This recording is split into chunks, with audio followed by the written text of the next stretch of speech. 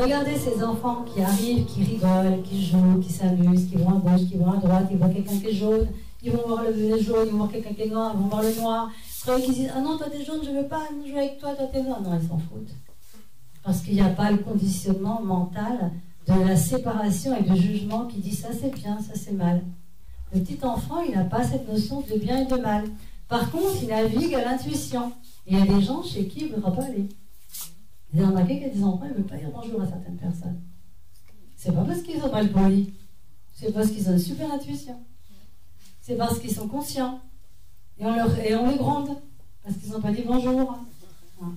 Donc en fait, les enfants, ils ont vraiment cette vivance, cette capacité d'aller dans la vie, dans la joie, parce que c'est ce que nous sommes, fondamentalement. Il n'y a rien à faire pour être heureux. Nous le sommes. Mais il y a des schémas qui commencent à se mettre en place. Donc d'abord, tu as fait des études. Hein, tu t'amuseras après. Bon, alors ils rentrent le soir, ils ont déjà passé 8 heures assis sur une chaise. Hein. Bon, tu vas faire tes devoirs. Bon. Vous voyez ce que ça fait? Moi, ça fait une contraction dans mon corps. Voilà. C'est lourd. On va dire c'est lourd. Voilà, c'est ça. Puis après, maintenant, il faut que tu fasses des études parce qu'il faut que tu aies des diplômes. Parce qu'il faut garantir une sécurité dans ta vie. Alors, toutes ces personnes, même ici, qui ont fait des études pendant longtemps, qui n'ont pas aimé ce qu'elles avaient fait, qui ont une sécurité dans leur vie, mais qui se sentent tellement insécures à l'intérieur d'elles, qu'est-ce que vous en pensez? Voilà. Donc, en fait, c'est ça qu'il faut regarder. Et donc, après, maintenant que tu as fait des études et que tu as des diplômes, maintenant tu vas commencer à te marier. Vous trouvez un bon parti. Une belle relation. Alors, généralement, la belle relation, c'est quoi?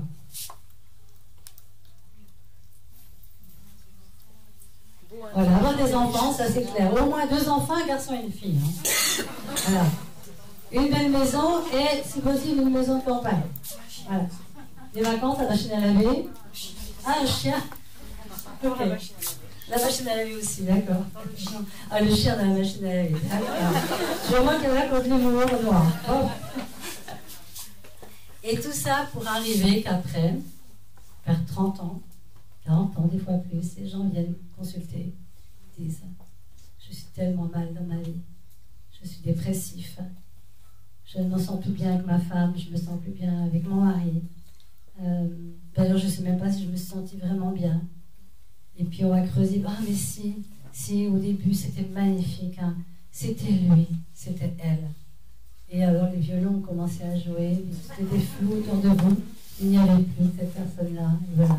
Et c'était donc l'âme sœur, c'était le coup de foudre, et c'est ce qu'on montre qu'il faut que ça nous arrive, le coup de foudre, l'âme sœur, etc. Et c'est quoi, comme tout ça? C'est toutes ces vieilles mémoires de choses accumulées. Peut-être même que vous avez connu cette personne dans une autre vie, et puis que vous avez dit, elle était sur son lit de mort, puis c'était quelqu'un qui vous avait fait du mal toute sa vie, puis il dit, oh mon Dieu, s'il te plaît, ne m'oublie jamais. Puis vous, gentiment, vous avez dit, non, je ne t'oublierai jamais, on se retrouvera. Ben oui, et vous l'avez retrouvé. Voilà. Donc ce ne sont que des pièces de théâtre. Pourquoi? Parce que l'énergie ne meurt jamais. C'est ça en fait.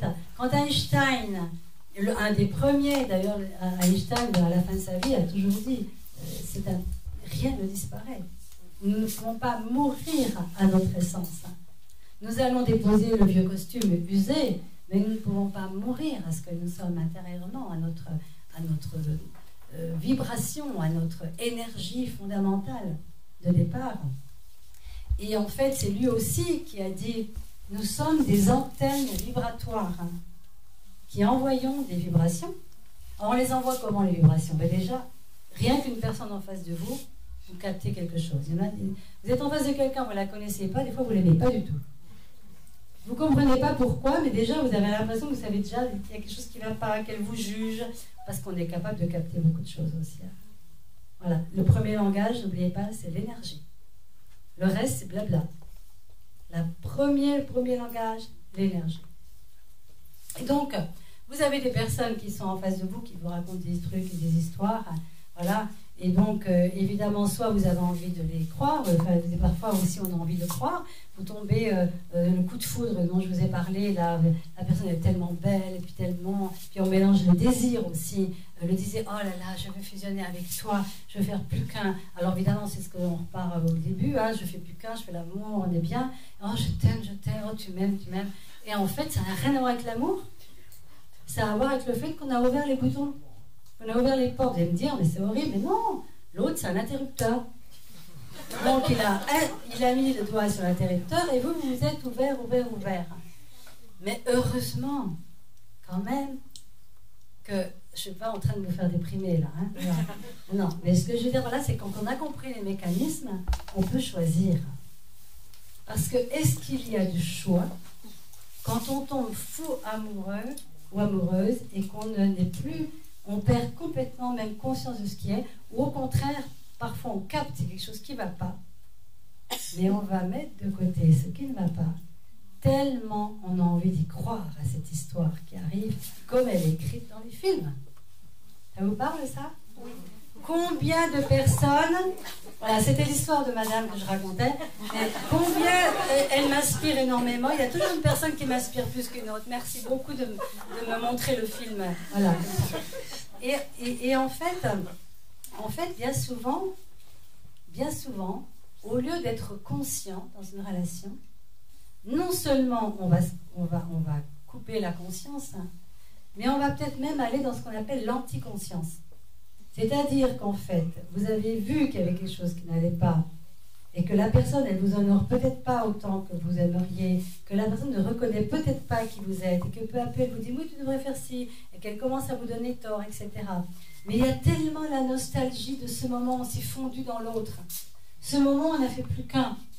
Ce moment où vraiment, il n'y avait plus que la communion, qu'on va essayer de tout faire pour retrouver ça. Et en fait, on ne peut pas retrouver ça d'une façon intellectuelle. Et ce n'est pas avec le faire qu'on peut arriver à être dans la communion et dans l'ouverture totale avec tout ce qui est. En fait, la conscience, c'est ça qui va nous permettre de choisir si on veut ou pas être dans une relation. Et la plupart du temps, les relations les plus belles du départ, quand elles sont fusionnelles, et quand elles sont coupées de la conscience, vont à un moment donné nous amener à nous réduire pour maintenir, en fait, l'idéal utopique de départ du couple merveilleux que nous voudrions vivre. Ça vous parle, ça? La plupart du temps, nous sommes amoureux ou amoureuses de notre idéal, de ce qu'on croit que ça doit être de vivre dans une relation. Alors là, je parle plus particulièrement du couple. Je pourrais aller, bien sûr, parce que c'est ce qui vient en premier, les relations de dépendance, les moments où on fusionne, les moments où on se réduit, où on commence à se détester et on ne s'aime pas du tout et on pense que c'est parce qu'on ne vaut rien que l'autre n'est pas suffisamment bien avec nous, etc. En fait, là, on rentre dans le cycle infernal de l'auto-invalidation et de la mendicité. Combien d'entre nous, et moi je l'ai fait, donc je sais de quoi je parle, avons accepté des miettes d'amour, en nous réduisant, en nous coupant de notre beauté, de notre grandeur, de notre joie, de notre lumière. Ça vous parle? C'est juste ça? Est-ce que le monde a besoin de petits vieux, de petites vieilles qui marchent ensemble, qui ne se parlent plus, qui ne se regardent pas, qui s'engueulent? Mais ça a toujours été comme ça depuis 30 ans, 40 ans, et pourquoi ça ne changerait pas? De toute façon, tu es à moi, je suis à toi. C'est horrible ça, non? En tout cas, pour moi, ça l'est. Je ne veux pas dire qu'il n'y en a pas qui... Voilà. Et puis, je voudrais dire aussi qu'il y a des couples quand même qui fonctionnent bien. Hein. Voilà. Même si ils n'ont pas fait tout ce cheminement. Et heureusement, d'ailleurs, hein, il y a des couples qui vraiment ont une façon d'être aux petits soins et dans la liberté. Mais c'est quoi justement la relation? C'est quoi? Alors d'abord, on va parler de quelque chose. Quelles sont les 3 raisons principales, à votre avis, qui font qu'on divorce, pardon. Ou alors pour qu'une relation marche bien. C'est la même chose. Si ça marche bien, c'est les 3 raisons pour que ça marche bien. Et si ça marche plus et qu'on consulte pour divorcer, c'est les 3 raisons pour lesquelles on veut divorcer. Alors bien sûr, ceux qui ont fait les classes Access, s'il vous plaît, taisez-vous. On va laisser les autres révéler intuitivement ce qui monte. L'autonomie, la liberté. Comment? L'autonomie. Non, j'ai entendu le sexe. Oui. Vous avez dit le sexe? Oh là là, mais c'est pas honte. Non? Et oui, le sexe. Quand il y a une... Alors, là, je parle de relations tout simplement basiques. Mais quand il y a une bonne sexualité, les gens sont contents. Ah oui? Ils ont l'orgasme, ils sont heureux. Moi, je leur ai dit plusieurs fois l'orgasme ce soir. Mais voilà, mais c'est vrai. Il y a ce moment de plaisir, le mental disparaît, c'est agréable, il y a des câlins. Bon, c'est déjà quelque chose de sympa, non? Oui? Vous osez le dire? Ah oui, oui. Vous osez le dire? Oui au sexe! Oui, au sexe. Oh mon Dieu, c'est filmé.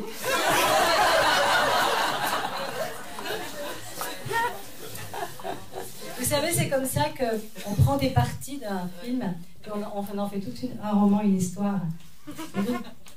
Bon, alors on n'a pas le droit de couper le film en petits morceaux. Ok. Donc, ça c'est une chose, voilà. La deuxième chose. La communication. Oui, mais ça ne fait pas partie des 3 éléments. L'argent. Alors, l'argent. Oui, l'argent. Alors, oui, ça c'est pas mal. Mais dans les 3 éléments, on y reviendra. Mais dans les 3 éléments vraiment qui fait qu'une personne, elle n'en peut plus, c'est par exemple, il y a des galères d'argent. Il manque de l'argent, ou il y en a un qui ne veut rien foutre, ou tout simplement qui a un vrai problème, voilà, qui est ni la faute de l'un ou de l'autre, mais il n'y a plus d'argent, et ils n'arrivent plus à rien faire, il n'y a plus de vie possible. Et à un moment donné, la personne se dit, moi, j'en peux plus, je m'en vais parce qu'il faut que je sauve ma peau, quoi. On est en train de sombrer. Il n'y a plus d'argent. Puis en plus de ça, quand il n'y a plus d'argent, il n'y a plus beaucoup de sexe non plus, d'habitude. Non, parce que si vous êtes obsédé par les fins de mois, et comment je vais manger demain, c'est difficile de se détendre quand même, hein, de s'ouvrir. Ou alors ça peut, le moment d'une fuite, pourquoi pas, mais bon, voilà. Donc vous en avez trouvé 2. La procréation... alors, peut-être qu'il y a des gens qui restent parce qu'ils ont des enfants, mais ça ne fait pas partie d'une belle relation. Les enfants n'ont rien à voir dans les 3 éléments d'une relation belle ou pour la raison pour laquelle on l'arrête. Comment? La liberté. La liberté. Liberté, égalité, fraternité. Oui, la liberté. En combien de fois j'ai entendu des personnes me dire, écoute, mon mari, il est super, bah voilà, c'est un bon amant, j'ai tout ce qu'il me faut, mais je ne suis pas libre. Je suis dans une cage dorée. Et dans les cages dorées, ça peut être elle est beau dorée, c'est quand même une cage.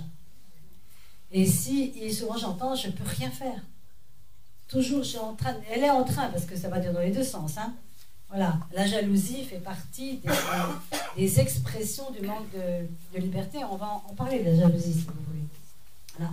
Est-ce que la jalousie, pour vous, est une preuve d'amour? Ah non. C'est comme ce qu'on disait au début, c'est que c'est une preuve de non-amour, mais plus de non-amour de soi. Parce que c'est automatiquement la peur qu'il y aura quelqu'un de mieux que nous. Et que si jamais il ou elle la rencontre, c'en est fini de nous. Donc le point de départ, et vous allez voir que c'est ça, c'est le manque d'estime de soi, le manque de confiance en soi et le manque d'amour de soi. Et ce monde, il a besoin que nous devenions égoïstes. Pas égoïstes dans le sens de jeter l'autre, d'abord moi, mais d'abord de nous remplir de cette source d'amour qui est partout en fait, autour de nous, et enfin de la laisser déborder. Parce qu'en réalité, l'amour ne se donne pas. Il n'y a pas d'amour à donner à quelqu'un. Il n'y a pas donne-moi un peu d'amour. Il y a de l'amour ou il n'y en a pas. Mais il n'y a pas de l'amour à aller chercher. Il y a juste à ouvrir le robinet d'amour. Parce qu'en fait, ce dont il s'agit ici, c'est de s'ouvrir au robinet naturel, la source d'amour inépuisable qui justement jaillit en nous quand on s'abandonne et qu'on est dans la vulnérabilité et quand on lâche le mental et quand on arrête de faire ou de performer pour juste être les bras grands ouverts. Et tout d'un coup, ça jaillit. C'est ce que je disais avant, la communion. C'est ces moments où vous êtes dans la nature et vous êtes allongé sur l'herbe. Puis tout d'un coup, il y a une expansion de votre corps. Vous voyez, là, c'est pas dans l'amour. C'est pas toujours comme ça. C'était un exemple que je vous donnais. Que dans ces moments-là, on peut le capter, ça. Et quand vous êtes justement dans l'orgasme, ce que vous faites, c'est que vous vous abandonnez. Vous vous ouvrez. Donc ça jaillit, ça rentre à l'intérieur de vous, mais vous croyez que c'est l'autre. C'est ça la confusion. On croit que c'est l'autre qui nous a donné ce bonheur, cette communion, cet orgasme. Ça vient de nous qui nous sommes totalement ouverts et on a reçu, on a biberonné à la source d'amour.